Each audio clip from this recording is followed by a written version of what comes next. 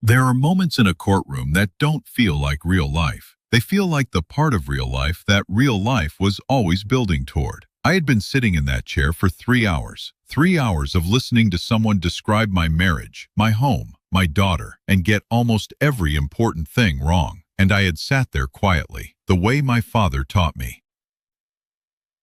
I was starting to think I'd been wrong about that. And then the door opened. My daughter, 16 years old, navy sweater, holding a tablet with both hands. She looked at the judge, not at me, not at her mother, at the judge, and she said 7 words.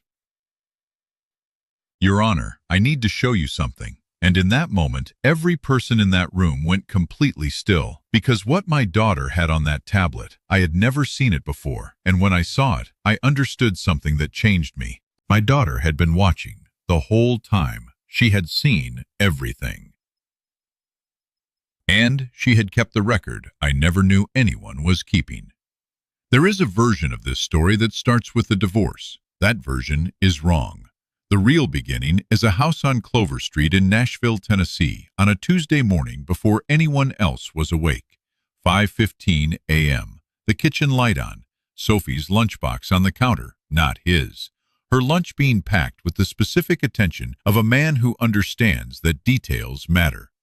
Sophie had mentioned, twice in passing, that she didn't like it when tomato made the bread soggy. Marcus had remembered. Tomato wrapped separately in wax paper. The note, always a note, always handwritten on a yellow post-it, placed on top. He had started writing the notes when Sophie was 7. He was working hours that meant he saw her in the morning if he was lucky, and in the evening if everything went right.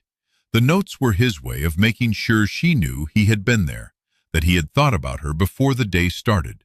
He had written a note every school day for 9 years. Sophie had kept every single one. He didn't know that. Marcus Cole was born in 1980 in Clarksville, Tennessee, the son of a mechanic who worked 6 days a week and showed love the only way he knew how, through presence and labor. Marcus inherited this completely. He studied civil engineering at Tennessee State, graduated in 2002, built a small construction management firm, Cole Construction Management, by his mid-30s. 8 employees. A reputation built on one principle his father had taught him: show up, do the work right, don't cut corners. He met Diane Reese in 2006. She was a marketing director, sharp, socially fluid in all the ways Marcus was not. She moved through a room the way water moves through a landscape, finding the channels, occupying the space. He told a friend that night that he had met someone who seemed to know something about the world that he hadn't figured out yet. His friend said that was the most romantic thing he'd ever heard Marcus say. Marcus said he wasn't trying to be romantic. He was trying to be accurate. They married in 2008. Sophie was born in 2009.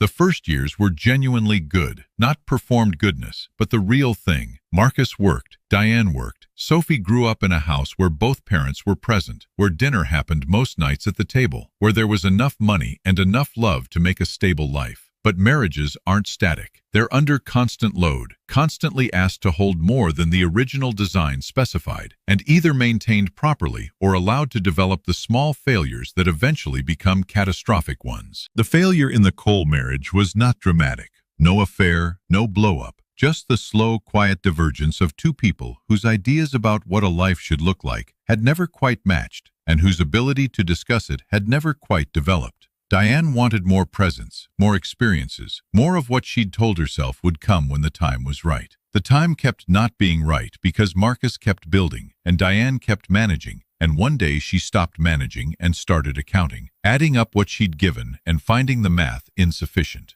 She wasn't wrong that something was missing. She wasn't entirely right about what it was. By 2019, the marriage was running on inertia. Diane said the thing that ended it in February of 2020. Sophie was 11. When a marriage ends, two things happen simultaneously. The relationship ends, and the story about the relationship begins. The story is almost always different from the relationship. Diane's attorney was Richard Holt, a 49-year-old family law specialist, gifted at taking complicated emotional situations and presenting them as simple ones. His argument was this: Marcus Cole was a good provider who was an absent father. He had prioritized his business over his family for 15 years. He was not abusive, not dangerous, simply not there. The argument had real material to work with. Marcus had worked long hours, had missed events. His presence over the years was consistent and loving, but undeniably partial. Holt had depositions, calendars, testimony from a school counselor who had met with Sophie twice in 2018 about difficulty connecting with her father. What was outside Holt's frame?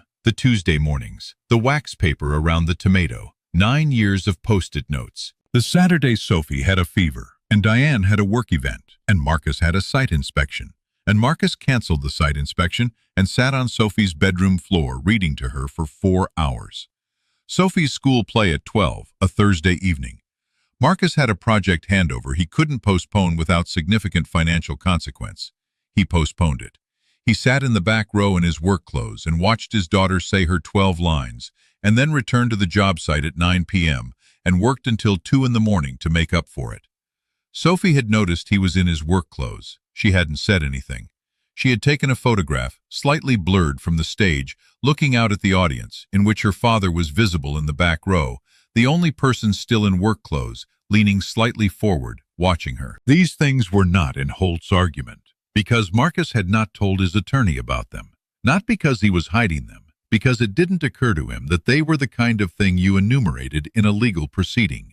They were just what you did, just being a father. He had never thought to document the showing up, because that was not how he understood the transaction. You don't show up and keep a receipt. You just show up. Holt understood this about Marcus immediately. He understood that Marcus Cole was not a liar or a schemer. He was genuine, solid, and slightly lost in the language of legal proceedings. In a courtroom where language was everything, that would look like inadequacy. He was right. By the third hearing day, the Thursday in October, Holt had built a narrative with shape and momentum.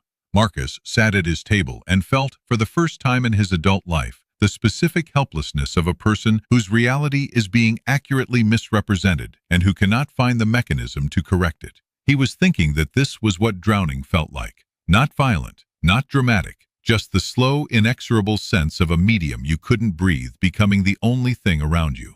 And then the door at the back of the room opened.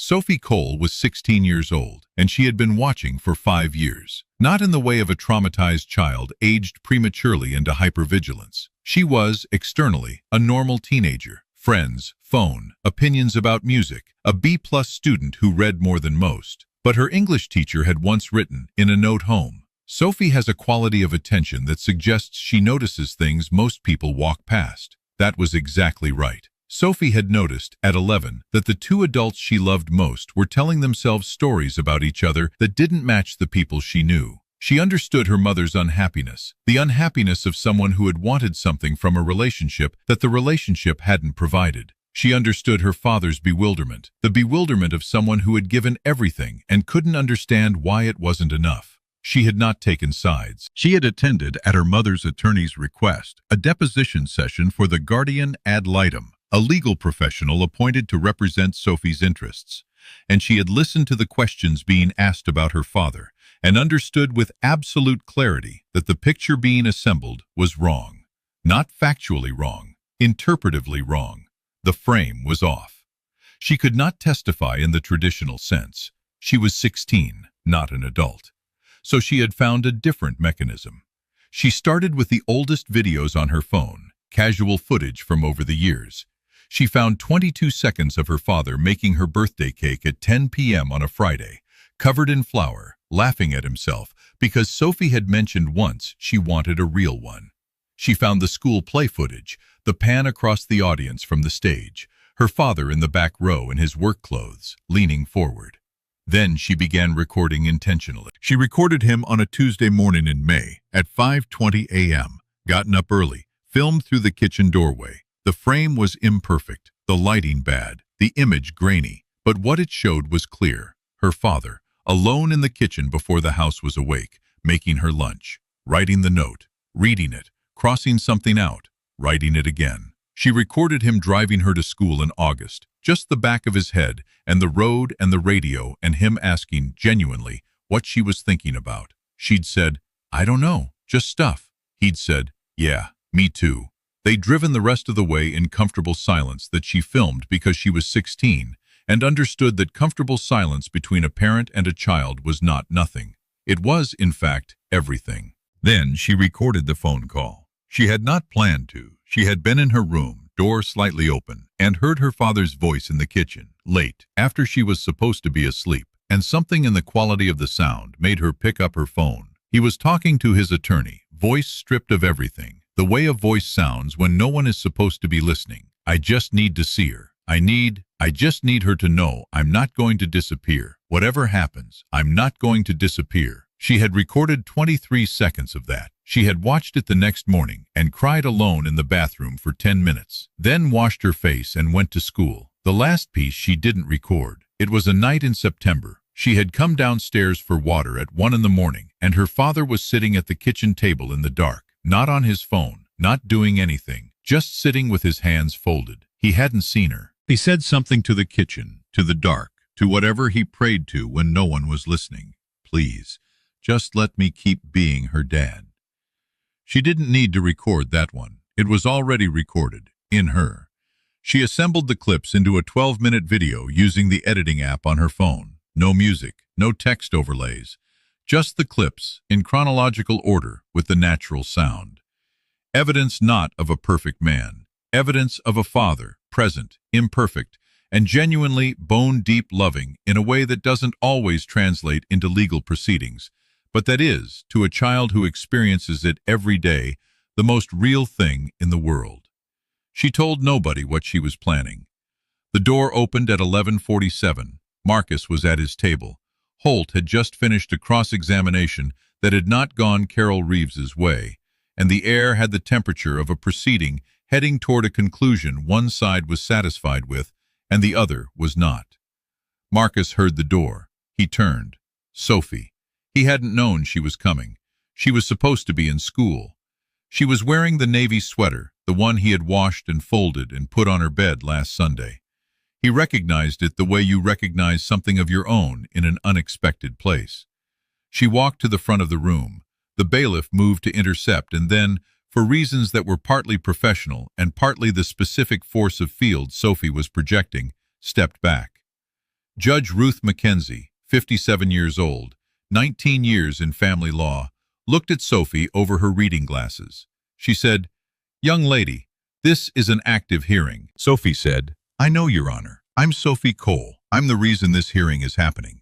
A beat of complete silence. The guardian ad litem, Dr. Pamela Church, stood. "She is represented, Your Honor. I was not aware she intended to appear today." Sophie said, "I'm sorry, Dr. Church. I didn't tell you because I thought you might try to talk me out of it." Judge Mackenzie removed her reading glasses. She looked at Sophie for a long moment. Holt said carefully, "No objection, Your Honor." Carol said, "No objection." Judge Mackenzie, "Go ahead, Sophie." Sophie said, "Your Honor, I've been listening to this hearing for 3 days, not in the room, but from what my dad told me and what I researched. There's been a lot of discussion about whether my dad was present, whether he really counts as the kind of parent who should have custody of me."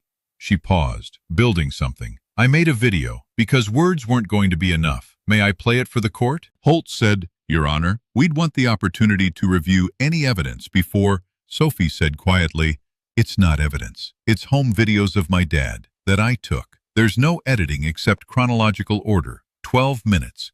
Judge Mackenzie looked at her for a long moment. Then, "The court will allow it." Sophie handed the tablet to the clerk. The screen appeared on the courtroom display. The first clip, the kitchen, 5:20 a.m. Bad lighting, crooked frame. Marcus at the counter, making Sophie's lunch, finding the wax paper, writing the note, reading it, crossing something out, writing it again. 18 seconds. Marcus looked at the screen. He didn't understand what he was seeing for a moment. Then he did. His hands, which had been folded on the table, separated. The second clip, the school play, 4 years ago. The audience from the stage. The pan across the room. Marcus in the back row, in his work clothes, leaning forward. In the gallery, someone drew a sharp breath. The third clip, the car, August. The back of Marcus's head, the radio. Sophie's voice asking nothing important. Marcus's voice answering nothing important. The comfortable silence. The fourth clip, the birthday cake. Marcus at 10 p.m., covered in flour, laughing at himself, making the real cake because his daughter had mentioned once that she wanted one. The fifth clip, the phone call. Marcus's voice, stripped and quiet, not knowing anyone could hear. "I just need to see her. I just need her to know I'm not going to disappear. Whatever happens, I'm not going to disappear. Marcus put his hand over his mouth. Carol Reeves, beside him, quietly placed her hand on his arm. The sixth clip, something Marcus had not known Sophie filmed. A night he thought he had been alone. The kitchen, dark, 1 in the morning. He was at the table, hands folded, still, his voice. Please, just let me keep being her dad. The video ended. The room was completely silent. Marcus was not looking at the screen. He was looking at his daughter, who had turned from the screen to face him, and whose composure, which had held for 12 minutes, was now, finally, slightly uncertain. Not broken, just human. Judge Mackenzie did not speak for a long time. Holt did not speak. Diane, at her table, not a monster, a person with her own complicated interior weather, was looking at the blank screen. Her expression was that of someone confronting a reality they had managed to partially obscure from themselves.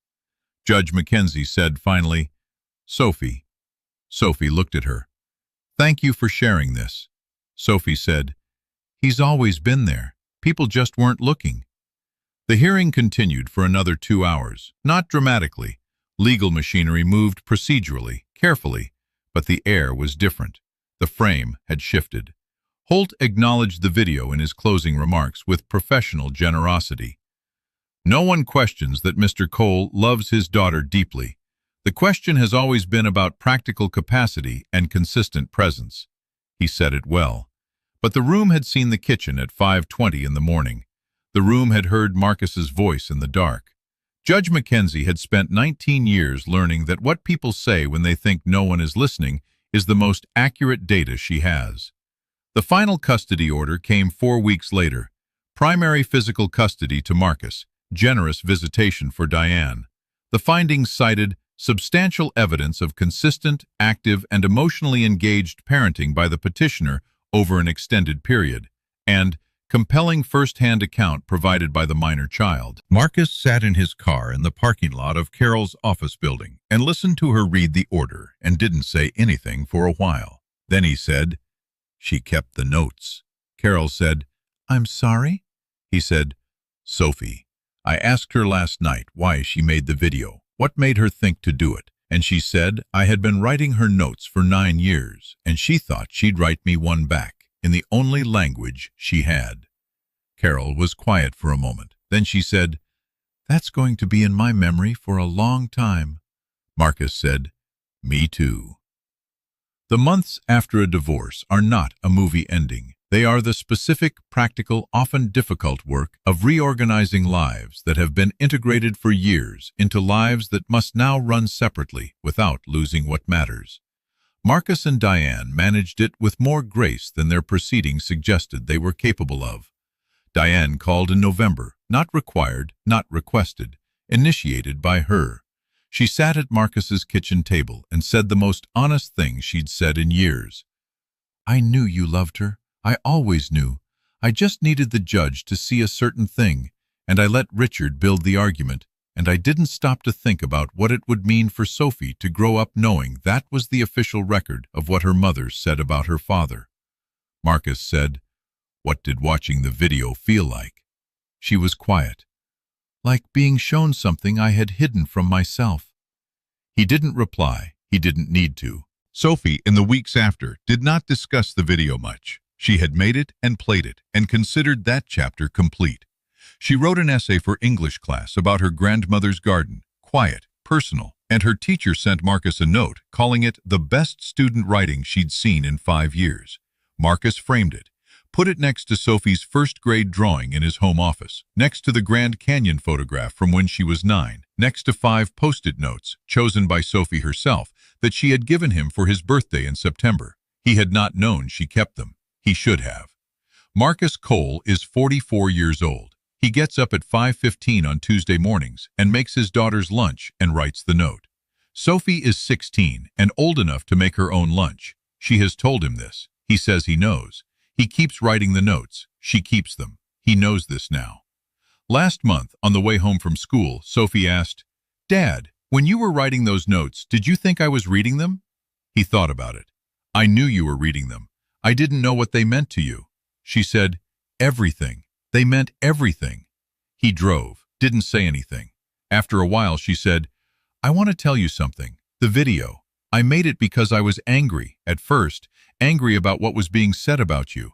But when I was editing it, watching all those clips together in order, I wasn't angry anymore. I was just sad.